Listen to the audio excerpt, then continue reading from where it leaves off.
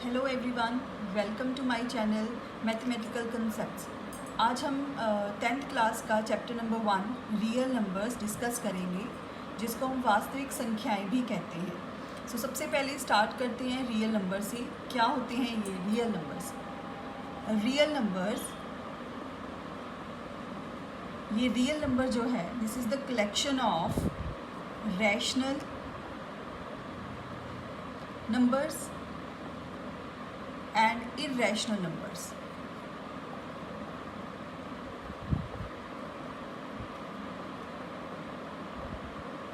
Means ये परिमेय संख्याएं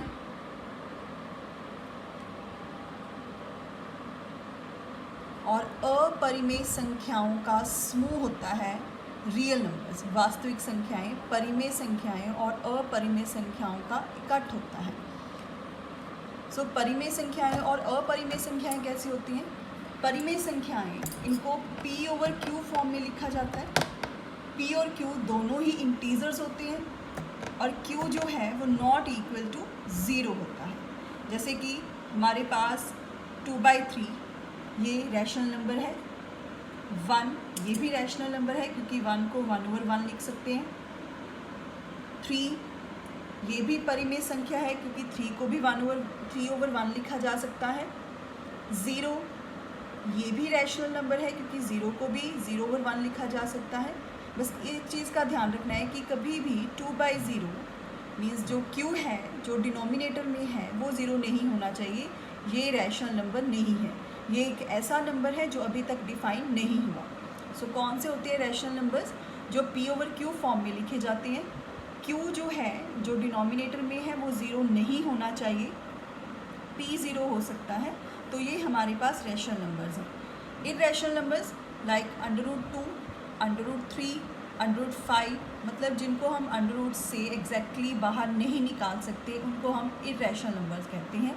तो रियल नंबर्स, रैशनल नंबर्स और इरैशनल नंबर्स मतलब परिमेय और अपरिमेय संख्याओं का समूह होता है। दूसरे वर्ड्स में हम ये कह सकते हैं कि 10th में सबसे बड़े नंबर्स रियल नंबर्स ही होते हैं। इसके बाद एक और नंबर है जो फर्दर क्लासेस में जाकर डिस्कस करते हैं। नेक्स्ट इस टॉपिक में हमारे पास ये दो टर्म्स होती हैं जिसको हम सुनेंगे। One is lemma, second is algorithm. क्या होता है ये लेमा? ये lemma, this lemma is a proven statement used for proving another statement. ये लेमा एक ऐसी चीज़ है जो एक ऐसा कथन है जो ऑलरेडी पहले सिद्ध हुआ है और इसे हम बाकी कथनों को सिद्ध करने के लिए यूज़ में लाते हैं। एल्गोरिदम एक ऐसी लड़ी है, एक ऐसी सीरीज़ है जो हमें वेल डिफाइंड स्टेप्स बताती है, जिसकी हेल्प से हम किसी प्रॉब्लम को सॉल्व कर सकते हैं।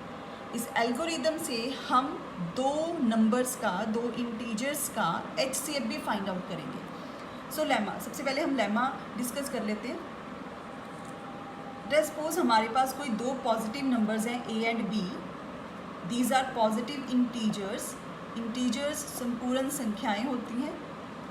जब हम इनको इन दो पॉजिटिव नंबर्स के लिए यहाँ पे कोई दो यूनिक इंटीजर्स एग्जिस्ट करेंगे।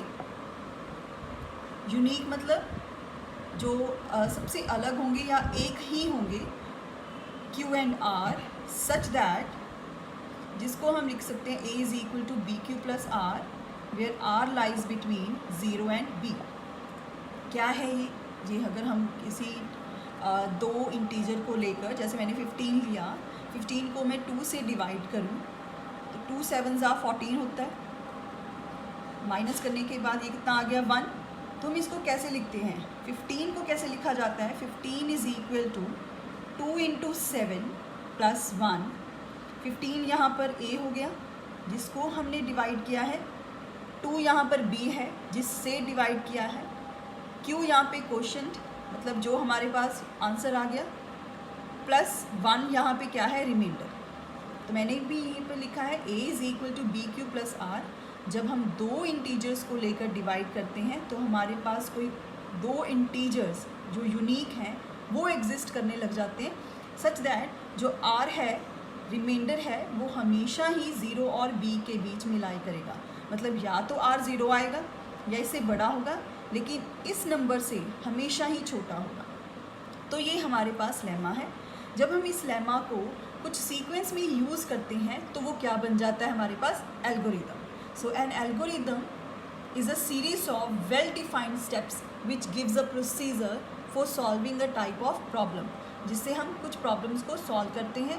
और ये हमारे पास किसी भी दो पॉजिटिव इंटीजर्स का HCF मीन्स सर्वर, या इसको कह सकते हो आप highest common factor find out करने में हेल्प करता है। इसकी हेल्प से हम दो नंबर्स का HCF निकाल सकते हैं। नेक्स्ट हम इसी यूक्लिड डिवीज़न एल्गोरिदम से दो नंबर्स का जो कि पॉजिटिव इंटीजर्स हैं इनका हम HCF फाइंड आउट करेंगे। हमारे पास है एक 135, सेकेंड है 225। We know that 225 is greater than 135। तो सबसे पहले हम इसको डिवाइड करते हैं। 225 जो कि बढ़िया है नंबर 135 से, इसको हम रखेंगे डिवीज़न के अंदर। 135 से इसको डिवाइड करते हैं। सो 135 1s are 135, तो ये आ जाएगा 90। अब नेक्स्ट स्टेप क्या है? क्योंकि ये 90 जो है वो 135 से छोटा है, तो हमारे पास यही सीक्वेंस दोबारा से हो जाएगा। मीन्स हम अब 90 को डिवाइज़र बनाएंगे और ये 135 है, ये जाएगा डिवीज़न के अंदर। अब 90 1s are 90, 92s are 180। सो 180 तो 135 के नीचे नहीं आ सकता, तो 90 1s are 90, ये आ जाएगा 45। अगेन आप देख सकते हो कि 90 और ये 45 छोटा है, तो फर्दर इसको डिवाइड नहीं कर सकते। फिर से वही स्टेप, अब 45 बनेगा डिवाइज़र जिससे हम डिवाइड करेंगे 90 को। सो 45 2s are 90। अब आप देख सकते हो कि अब 45 ने इस 90 को कंप्लीट डिवाइड कर दिया है। इट मीन्स ये हमारे पास क्या होगा? HCF मतलब एक ऐसा फैक्टर है 45 जो 225 और 135 दोनों को डिवाइड करता है, और ये सबसे बड़ा फैक्टर है इन दोनों का। इसको हम अगर यूक्लिड डिवीज़न एल्गोरिदम में लिखेंगे तो कैसे लिखेंगे? 225 is equal to 135 into 1 plus 90। फिर फर्दर 135 डिविडेंड बनता है। 135 को कैसे लिखा जा सकता है? 90 into 1, 90 into 1 plus 45। ये हमने तब तक लिखना है जब तक हमारे पास रिमाइंडर मीन जो बाकी है वो ज़ीरो नहीं आ जाता। फिर इसके बाद हमारे पास 90 डिविडेंड बनता है, 45 डिवाइज़र, 45 इंटू 2 प्लस 0। तो हमारे पास ये क्या है? HCF, हाईएस्ट कॉमन फैक्टर, सबसे बड़ा कॉमन फैक्टर है 225 और 135 का। तो HCF क्या हो जाएगा? 45। वैसे हमारे पास यहाँ पे 5 भी है जो दोनों का फैक्टर है, लेकिन हमें कॉमन फैक्टर और वो भी हाईएस्ट चाहिए था। तो यूक्लिड डिवीज़न एल्गोरिदम से डिवाइड करने के इन स्टेप से हम HCF को फाइंड आउट कर सकते हैं। नेक्स्ट हमारे पास है फंडामेंटल थ्योरम ऑफ अर्थमेटिक। सो इस थ्योरम को क्लियर करने से पहले हम ये दो टर्म्स को क्लियर करेंगे। The one is composite, second is prime. तो प्राइम और कॉम्पोजिट नंबर्स, किन नंबर्स को कहा जाता है? सो प्राइम नंबर्स वो नंबर होते हैं जिनके सिर्फ दो ही फैक्टर होते हैं, एक 1 और एक खुद वो नंबर्स। जैसे कि 2 जो है वो प्राइम नंबर है। उसके बाद हमारे पास 3, ये भी प्राइम नंबर है। 5, 7, 11, 13, ऐसे हमारे पास बहुत सारे प्राइम नंबर्स हैं, क्योंकि इनके फैक्टर्स इनके अलावा और 1 के अलावा और कोई नहीं है, तो इनको हम प्राइम नंबर्स कहेंगे। अभाज्य संख्याएं जो किसी पर भी भाग नहीं होती, किसी पर भी डिवाइड नहीं होती हैं। इसका ऑपोजिट होता है कॉम्पोजिट नंबर्स।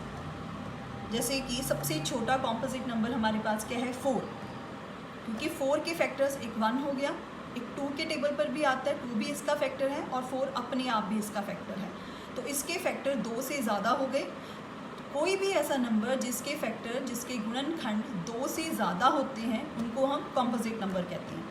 4 के बाद 6, 6 भी है जो 2 पे भी डिवाइड है, 2 भी इसका फैक्टर है, 3 भी इसका फैक्टर है, 1 भी है और 6 भी है, 8, 9, ऐसे हमारे पास बहुत सारे कॉम्पोजिट नंबर भी होते हैं। तो ये हमारे पास प्राइम और कॉम्पोजिट नंबर है। कॉम्पोजिट नंबर को हम भाज्य संख्याएं जो कि किसी और टेबल किसी और संख्या पर भी भाग हो जाती हैं उनको हम कॉम्पोजिट नंबर कहते हैं। तो आइए देखते हैं ये फंडामेंटल थ्योरम ऑफ अर्थमेटिक क्या कहती है। एवरी कॉम्पोजिट नंबर मीन्स भाज्य संख्याएं, ऐसी संख्याएं दैट कैन बी एक्सप्रेस्ड, जिनको एक्सप्रेस किया जा सकता है as a product of primes, prime numbers के गुणनफल में, अभाज्य संख्याओं के गुणनफल में।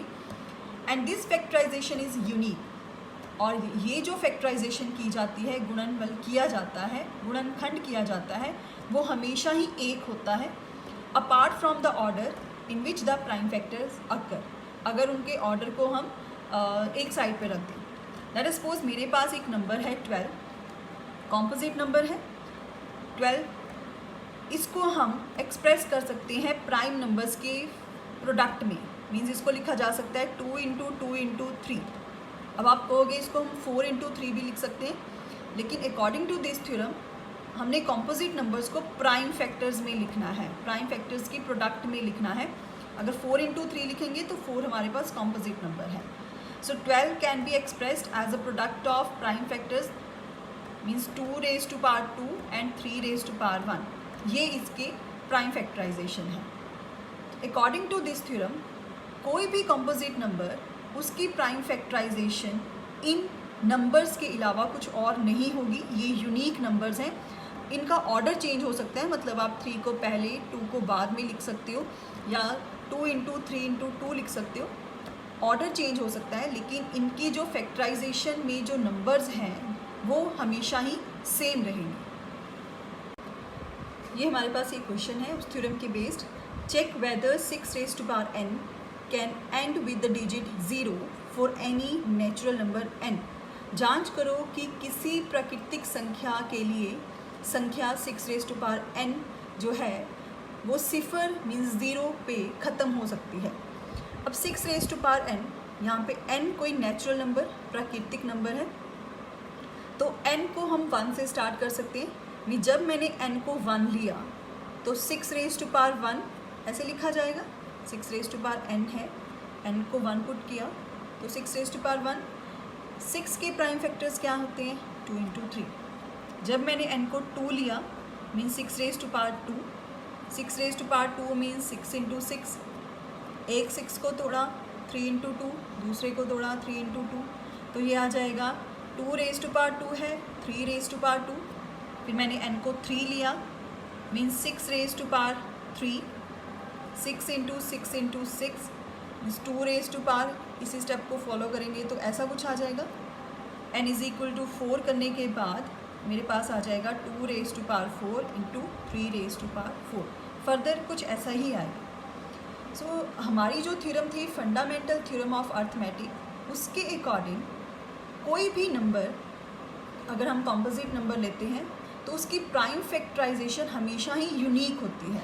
मीन्स 6 की प्राइम फैक्टराइजेशन में अगर हम इसकी पावर्स को बढ़ा भी दें तब भी उनकी प्राइम फैक्टराइजेशन में 2 और 3 से के अलावा कोई और नंबर, कोई और प्राइम नंबर्स नहीं आएगा।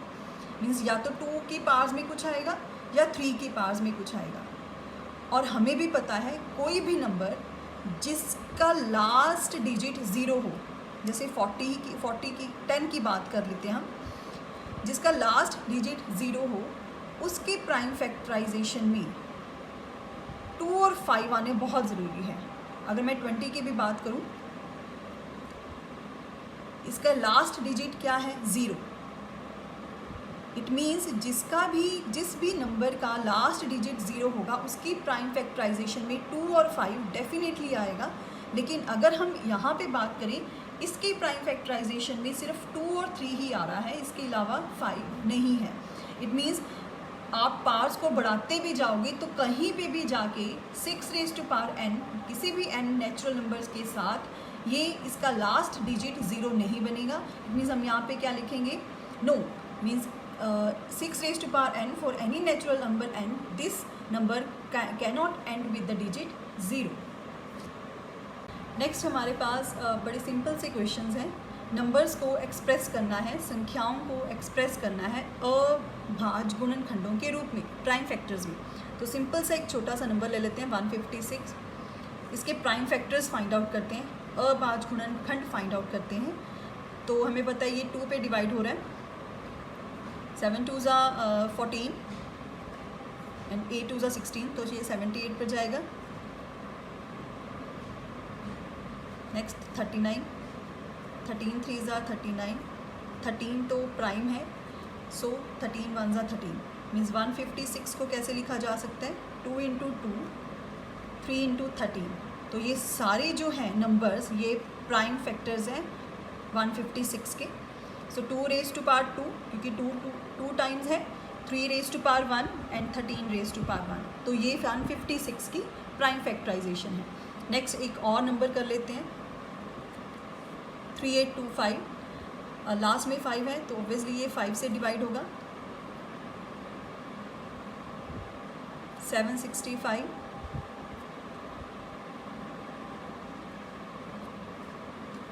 नेक्स्ट 3, 17,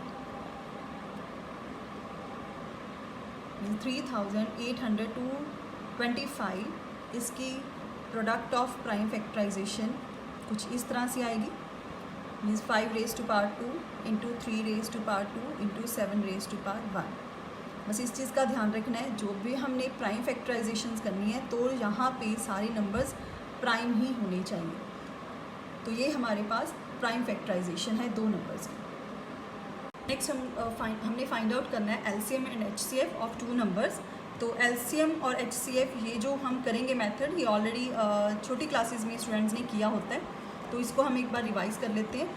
26 के प्राइम फैक्टराइजेशन पता कर रहे हैं, सो पहले 2 से डिवाइड होगा, फिर 13 1 ज़ा 13, सो 26 की प्राइम फैक्टराइजेशन है 2 एंड 13। नेक्स्ट 91 7 के टेबल पे, फिर 13 के टेबल पे, सो 91 की प्राइम फैक्टराइजेशन क्या है 7 इंटू 13। तो HCF क्या होगा, मर्सर्वर इनका जो हाईएस्ट कॉमन फैक्टर है, यहाँ पे क्या मिल रहा है हमें 13, means HCF of 26 and 91 is 13। अगर हमने LCM फाइंड आउट करना है इन 2 नंबर्स का, तो इन दोनों को हम इकट्ठे लेकर चलेंगे। हमें पता है ये नंबर डिवाइड हो रहा है 2 से, 13, 91 डिवाइड नहीं होता 2 से, तो एज इट इज़ लिखा जाएगा। फिर आगे 13 1 ज़ा 13, 13 7 ज़ा 13, तो एलसीएम क्या आ जाएगा हमारे पास 2 इंटू 13 इंटू 7, हमारे पास आ गया यहाँ पे 182। तो इसी तरह से आप 2 नंबर्स का, इवन 3 नंबर्स का भी एलसीएम और एचसीएफ फाइंड आउट कर सकते हो। नेक्स्ट हमारे पास है एक रिज़ल्ट जो कि 10th क्लास के लिए बहुत ही यूज़फुल है। ये रिज़ल्ट है LCM into HCF is equal to, मतलब इन दोनों की प्रोडक्ट, इन दोनों का गुणनफल किसके बराबर होता है, ये product of 2 numbers, means LCM into HCF is equal to product of 2 numbers, 2 संख्याओं की गुणनफल के इक्वल होता है। जैसे कि मेरे पास 2 नंबर्स हैं, the one is 306, second is 657, इन दोनों का HCF दिया हुआ है, HCF है 9, हमने पता करना है LCM। मीन्स अगर 2 नंबर्स का LCM या HCF दोनों में से कोई एक दिया हो तो हम इस रिज़ल्ट की हेल्प से दूसरा पता कर सकते हैं। तो दोबारा से ये रिज़ल्ट लिखते हैं, LCM into HCF is equal to product of 2 numbers, LCM पता करना है तो LCM दोबारा से लिखा जाएगा, HCF कितना है इन दोनों नंबर्स का 9, product of 2 numbers, in 2 numbers की बात हो रही है, सो इन दोनों का प्रोडक्ट आ जाएगा। सो जो चीज़ पता करनी है उसको उसी साइड पे रखा, उसके साथ जो है 9 मल्टीप्लिकेशन में है, ये इधर आके क्या हो जाएगा डिवाइड, तो इसको इसके साथ डिवाइड किया, ये आ जाएगा 34। सो 34 इंटू 657, सो 34 इंटू 657, ये हमारे पास फाइनल आंसर आ गया। ऐसे ही अगर आपको एलसीएम दिया हो, एचसीएफ पता करना हो, दो नंबर्स भी दिए हुए हैं, तो आप इस रिज़ल्ट की हेल्प से पता कर सकते हो। बस इस चीज़ का ध्यान रखना है, ये रिज़ल्ट सिर्फ दो नंबर्स पर ही एप्लीकेबल है। आप LCM into HCF is equal to product of 3 numbers के साथ इस रिज़ल्ट को अप्लाई नहीं कर सकते। सो नेक्स्ट हमारे पास जो टॉपिक है वो है rational numbers and their decimal expansions. Rational numbers and their decimal expansions.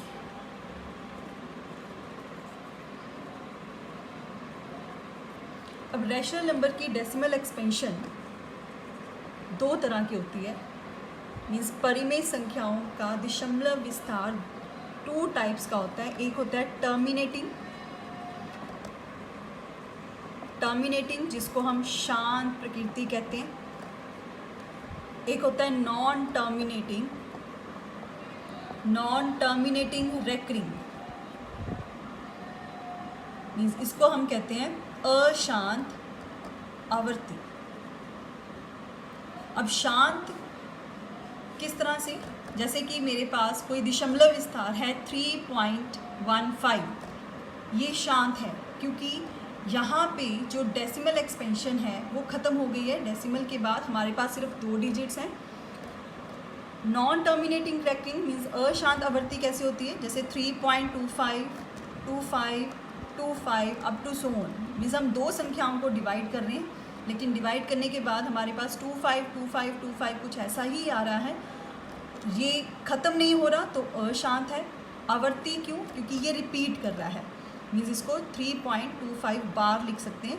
तो रैशनल नंबर्स की परिमेय संख्याओं की जो हमारे पास डेसिमल एक्सपेंशन होती है वो इस तरह की होती है।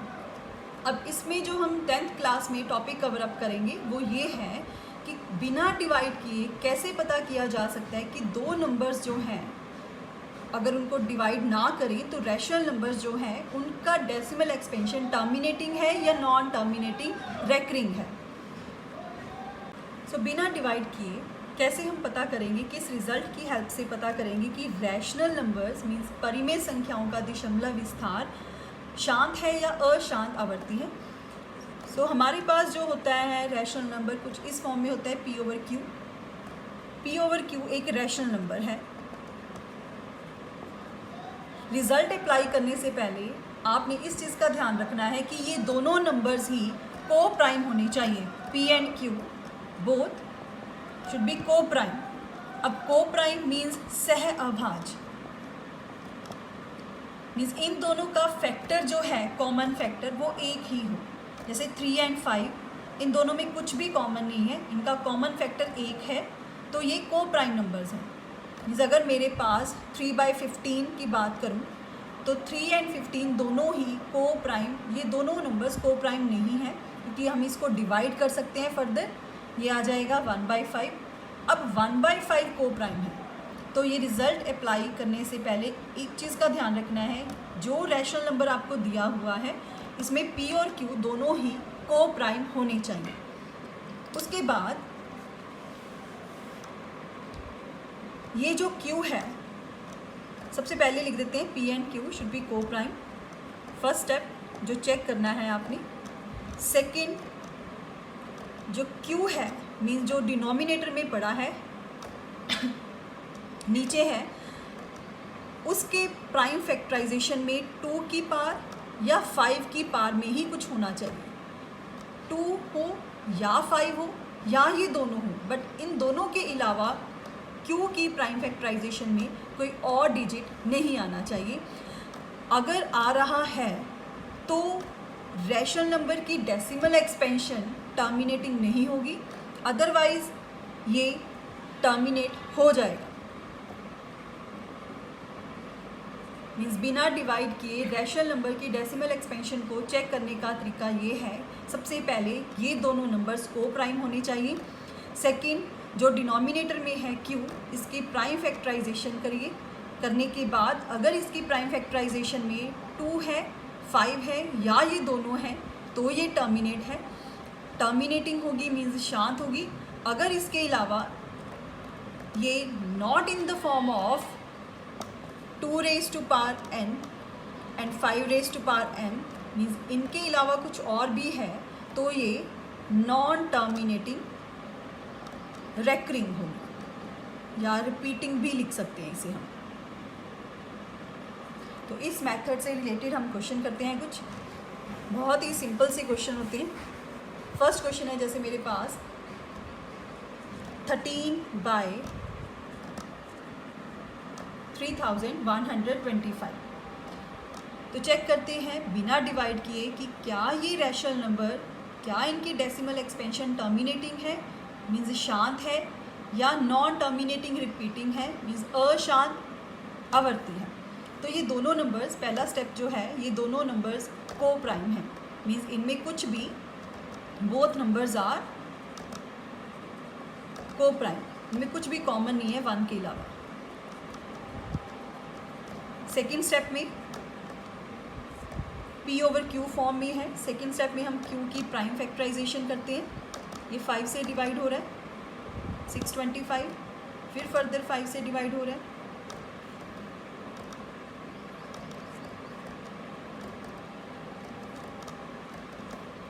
सो 3125 इसको लिख सकते हैं 5 into 5, 5 into 5 into 5 means 5 raise to power 5।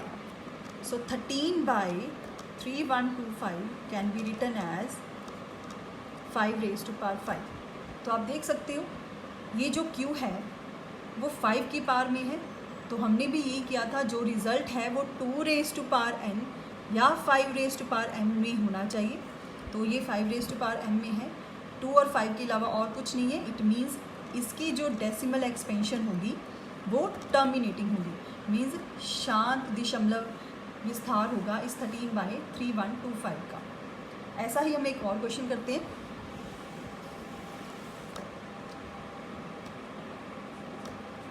Suppose मेरे पास है 6/15। इसके डेसिमल एक्सपेंशन को चेक करना है, दशमलव विस्तार को चेक करना है। तो सबसे पहला स्टेप को प्राइम ये नहीं है तो हम इसको डिवाइड करेंगे। 6/15 ये आ जाएगा 2/5। अब हमारे पास है 2/5। अब ये को प्राइम है, सह अभाज्य है। नेक्स्ट स्टेप क्या होता है, जो Q है उसकी प्राइम फैक्टराइजेशन।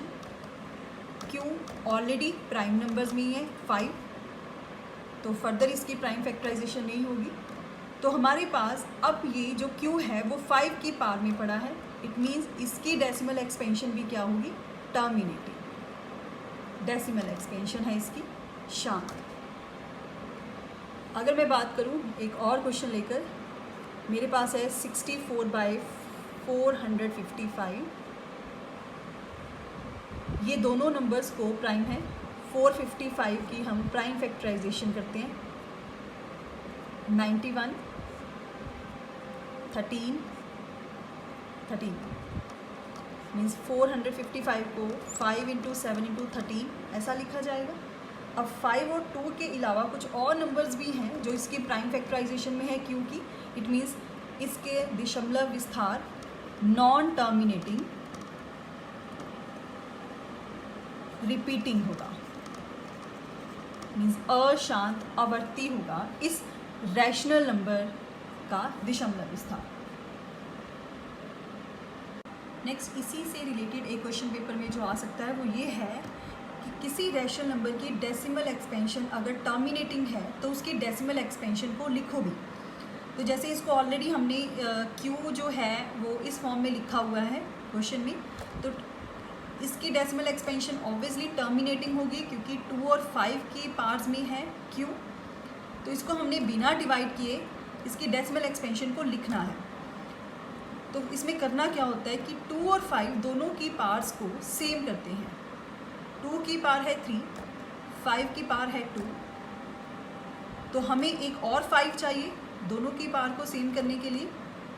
तो मैंने एक और 5 से मल्टीप्लाई कर दिया। अगर मैंने नीचे मल्टीप्लाई किया है तो मुझे ऊपर भी मल्टीप्लाई करना पड़ेगा। 23 इंटू 5 ये आ जाएगा 115। नीचे बन गया 2 raise to power 3 into 5 raise to power 3, कि 2 5 हैं, बीच में मल्टीप्लाई है, पावर्स हो जाएंगी ऐड, मीन्स 115 बाय, इसको हम इकट्ठा लिख सकते हैं 2 into 5 raise to power 3, 115 by 2 into 5 10 raise to power 3, 10 raise to power 3 means 10 into 10 into 10, यह आ जाएगा 115 बाय 1000। और अगर ऐसा कुछ नीचे हो, 10 हो, 100 हो, 1000 हो, तो सीधा हम डेसिमल लगा देते हैं, 3 ज़ीरोज़ हैं, मीन्स 3 डिजिट छोड़कर यहाँ पे आ जाएगा डेसिमल। तो ये हमारे पास इस रैशनल नंबर की, जिसकी डेसिमल एक्सपेंशन टर्मिनेटिंग थी according to the last result, इसकी डेसिमल एक्सपेंशन है 0.115। इस तरह से क्वेश्चंस आप कर सकते हैं। Thank you.